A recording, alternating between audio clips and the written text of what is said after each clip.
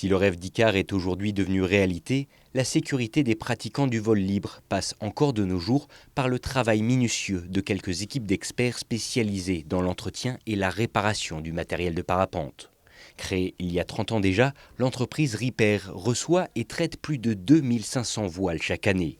Avec ses 12 salariés, la structure a développé au fil des années toute une série de mesures et de contrôles afin de déterminer l'état de santé et la durée de vie de chaque matériau.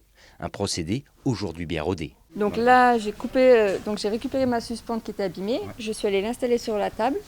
Je choisis donc la bonne matière, le diamètre. Ensuite, je la recopie. Donc je prends je choisis ma bobine, je la couds et après je fais une symétrie pour voir que ça soit bien la même mesure que celle qu'on a enlevée.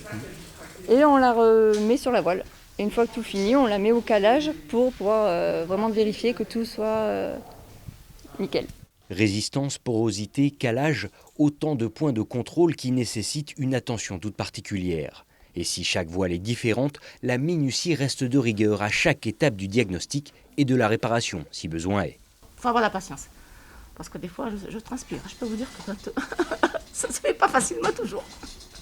Mais c'est surtout les sellettes qui est très difficile à faire. Les sellettes, on n'y accède pas facilement aux coutures.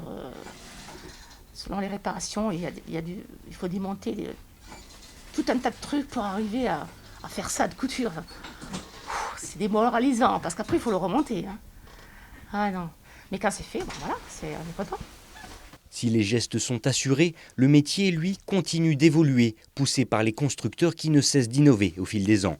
Une dynamique bien suivie par les ateliers, mais peut-être un peu moins par la législation. Le vol libre, ça porte bien son nom, c'est-à-dire qu'il y a beaucoup de choses qui restent à faire au niveau de la normalisation, au niveau du contrôle.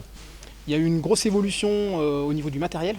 Le développement des produits, c'est de plus en plus performant avec des tissus, des technologies.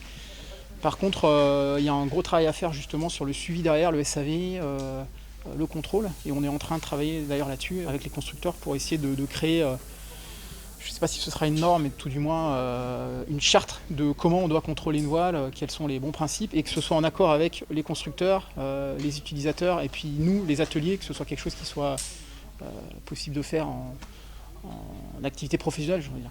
Un état de fait qui pousse donc les entreprises du secteur à redoubler de vigilance. Un travail de l'ombre, mais dont dépend toujours aujourd'hui la sécurité de tous ces apprentis oiseaux.